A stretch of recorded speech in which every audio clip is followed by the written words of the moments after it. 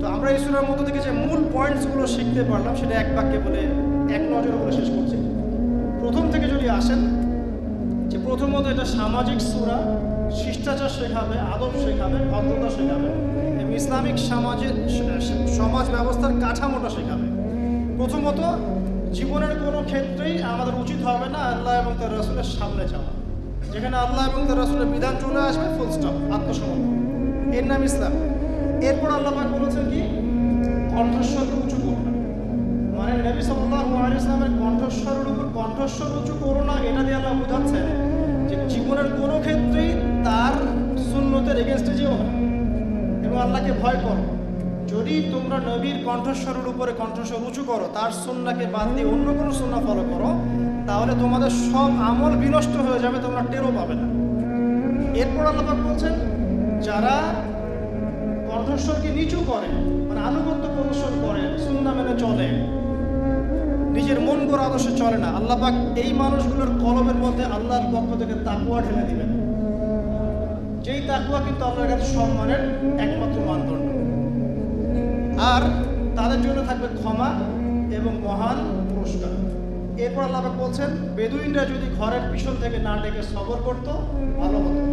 এখানে আমরা শিখবো যে যারা আনকালচার্ড কিছুটা, যারা একটু মানে আকলহীন বা ভদ্রতা রুচিবোধে কিছুটা ঘাটতি আছে, এইসব মানুষদের সাথে তর্ক না করা, তাদেরকে কাছে ডেকে আদবের সাথে বোঝানো, নরম হওয়া। আল্লাহ পাক এখানে কিন্তু কঠোর হননি, আল্লাহ পাক ক্ষমা করেছেন। আল্লাহ পাক বলছেন ভালো হতো যদি তারা সবর করতো তুমি বের হয়ে আসা পর্যন্ত। এভাবেই মানুষকে শেখানো হয়। এখন দেখবেন আমাদের শেখানোর ভাষাগুলো আক্রমণাত্মক।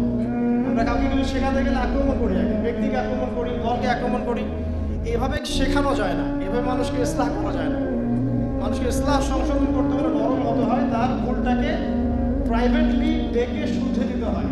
আর আমরা এখন মানুষের মানে ভুল নিয়ে সোশ্যাল মিডিয়া মাতিয়ে ফেলতে পারলে বাঁচি। আগে আমরা মনে করি এর দ্বারা আমরা অনেক উম্মার কল্যাণ করছি, আদতে আমরা গোনা কামাই করছি এবং আল্লাহ রাব্বুল আলামিনের কাছে ওই ব্যক্তির মর্যাদা আরো বাড়িয়ে দিচ্ছি। আল্লাহ পাক আমাদেরকে রাসূল সাল্লাল্লাহু আলাইহি ওয়াসাল্লামের মতো শিক্ষক হওয়ার তৌফিক দান করুন, আমিন। এরপর আল্লাহ পাক বলেছেন, যদি কোনো ফাসিক সংবাদ নিয়ে আসে অবশ্যই সংবাদটাকে যাচাই করবে, যাচাই না করে কোনো পদক্ষেপ নেবে না। আমি একটা এক্সাম্পল দিয়েছিলাম যে একটা সংবাদের কারণে সারা একটা পুরো দেশ ম্যাসাকার হয়ে গেছে, পরে বলেছে ওই দেশের মধ্যে কিছুই ছিল না। এ ধরনের ভ্রান্ত কথার মধ্যে আমরা কখনো ইনভলভ হব না, বরং যে কোনো তথ্যই আসুক না কেন, স্পেশালি এমন সব মিডিয়া থেকে যে মিডিয়াগুলো মিথ্যা বলতে কটু, এইসব মিডিয়া থেকে খবর আসলে যাচাই বাছাই ছাড়া বিশ্বাস করতে যাবে না। আল্লাহ পাক বোঝার তৌফিক দান করুন। এরপর আল্লাহ পাক বলেছেন যে যদি মুমিনদের দুটো দল পরস্পর মতবিরোধ লিপ্ত হয়, তাহলে তোমাদের কাজ হচ্ছে ইসলাহ সংশোধন করবে, তোমরা কোনো পক্ষপাতিত্ব অবলম্বন করো না। এরপর ইসলাহ করার পরে যদি দেখা যায় এক দল আরেক দলের উপর চড়াও হয়েছে, তাহলে তোমরা মাজলুমের পক্ষ নিবে, জালেমের পক্ষ নিবে না। তারপর আবার ইসলাহ করে দিবে, কারণ আল্লাহ রাব্বুল আলামিন ইসলাহকারীদেরকে ভালোবাসেন। কেন ইসলাহ করবে? কারণ মুমিনরা ইন্নামাল মুমিনুনা ইখওয়া, মুমিনরা পরস্পর ভাই ভাই, আমরা সবাই মুসলিম, আমরা সবাই একটা উম্মার অন্তর্ভুক্ত, আমরা একে অপরের শত্রু নই, আমরা সবাই পরস্পর ভাই ভাই।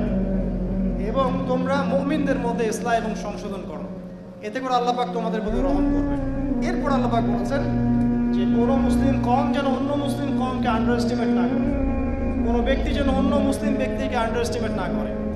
একজন মহিলা আরেকজন মহিলাকে বা একদল মহিলা আরেক দল মহিলাকে যেন তুচ্ছ তাচ্ছিল্য না করে। হতে পারে যার সমালোচনা করা হচ্ছে, যাকে তুচ্ছ তাচ্ছিল্য করা হচ্ছে, সেই ব্যক্তি আল্লাহর কাছে ওই ব্যক্তির চেয়ে উত্তম যে সমালোচনা করছে।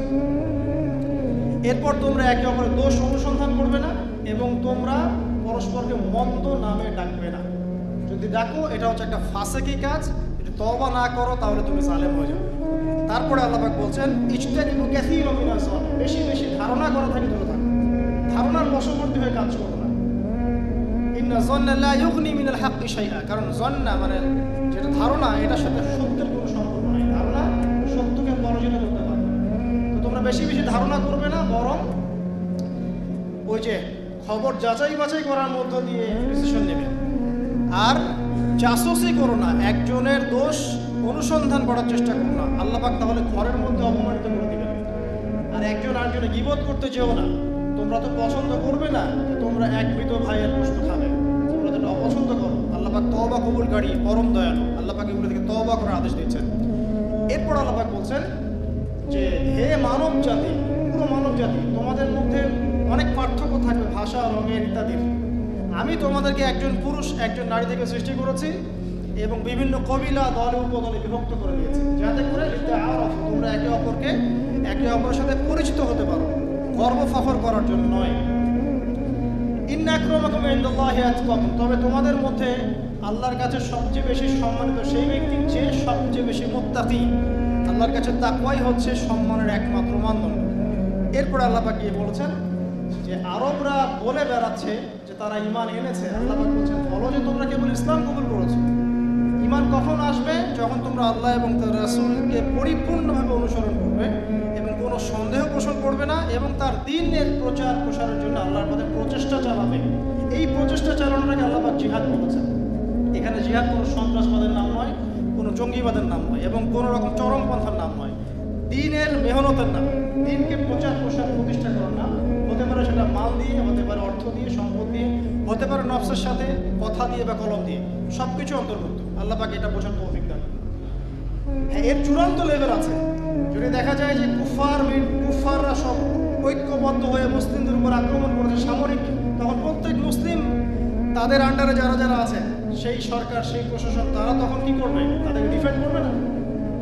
ইউক্রেনের মতো কান্ট্রি যা রাশিয়ার সাথে যুদ্ধ করার ক্ষমতাই নাই, পশ্চিমাদের কাছ থেকে অস্ত্রশস্ত্র নিয়ে, ওদের সাপোর্ট নিয়ে, সে কি চুপ করে বসে আছে?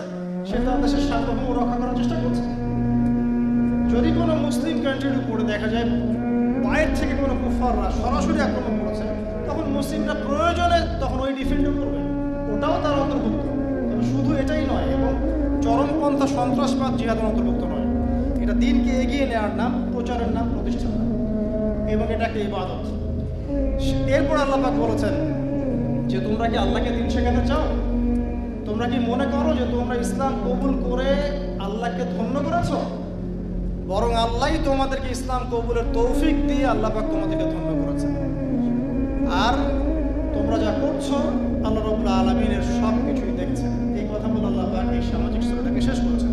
আল্লাহ রাব্বুল আলামিন আমাদের সবাইকে আল কোরআন বুঝে পড়ার তৌফিক দান করুন, ব্যাখ্যা সহ পড়ার তৌফিক দান করুন, বরেণ্য ওলামায়ে কেরামের সোহবতে গিয়ে তাফসীর পড়ার তৌফিক দান করুন। আল্লাহ পাক আমাদেরকে আরবি ভাষা শেখার তৌফিক দান করুন এবং কোরআনের এক একটা সূরা যে শিক্ষাগুলো আমাদেরকে দিচ্ছে এগুলো জেনে বুঝে আমল করার তৌফিক আল্লাহ পাক আমাদের সবাইকে দান করুন। আল্লাহ পাক আমাদের দেশ ও জাতিকে সমৃদ্ধ করুন। একই সাথে আমরা দোয়া করব আল্লাহ পাক আমাদের যুব সমাজকে হেদায়েত দান করুন এবং আমাদের রিজিকের যাদের সমস্যা আছে আল্লাহ পাক সমস্যাগুলোকে দূর করে দিন।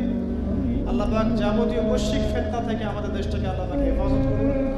আল্লাহ রাব্বুল আলামিন আমাদের মা বোনদেরকে খাস পর্দায় থাকার তৌফিক এনায়েত করুন। আমাদের মধ্যে যারা অসুস্থ আছেন আল্লাহ পাক সবাইকে শেফায়ে কামেলা দান করুন। আমাদের মধ্যে যারা পারিবারিক সমস্যায় ভুগছেন আল্লাহ পাক পরিবারের সমস্ত সমস্যাগুলোকে সলভ করে দিন। আমাদের সন্তানদেরকে আল্লাহ পাক মুসলিমের মতো মুসলিম রূপে মানুষ করার তৌফিক দান করুন। আল্লাহ রাব্বুল আলামিন আমাদের দৃশ্য এবং অদৃশ্যের যাবতীয় বিপদ আপদ এবং বালা মুসিবত থেকে আল্লাহ পাক আমাদের ব্যক্তি, পরিবার, সমাজ এবং রাষ্ট্রকে হেফাজত করুন। আমিন। أقول قولي هذا أستغفر الله لي ولكم ولسائر المسلمين. بارك الله لنا ولكم بالآيات الحكيم إنه تعالى جواد كريم رؤوف رحيم. سبحانك اللهم وبحمدك أشهد أن لا إله إلا أنت أستغفرك وأتوب إليك. السلام عليكم.